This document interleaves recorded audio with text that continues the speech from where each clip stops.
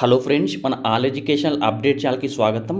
ఆంధ్రప్రదేశ్ రాష్ట్రంలో 16,347 టీచర్ పోస్టుల భర్తీకి సంబంధించి మెగా డిఎస్సి నోటిఫికేషన్ మార్చిలో విడుదల చేస్తామని చెప్పేసి విద్యాశాఖ మంత్రి నారా లోకేష్ గారు చాలాసార్లు అయితే ప్రెస్ మీట్లో అనౌన్స్ చేశారు.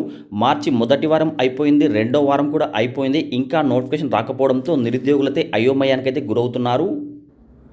కూటమి ప్రభుత్వం డిఎస్సి నోటిఫికేషన్పై 10 నెలలుగా నిరుద్యోగులను ఊరిస్తూ మోసం చేస్తుందని ఇప్పటికైనా ప్రభుత్వం ప్రకటనలు చేయడం మానేసి సీఎం మొదటి సంతకం చేసిన హామీని నెరవేర్చాలని డివైఎఫ్ఐ రాష్ట్ర కమిటీ డిమాండ్ చేయడం జరిగింది.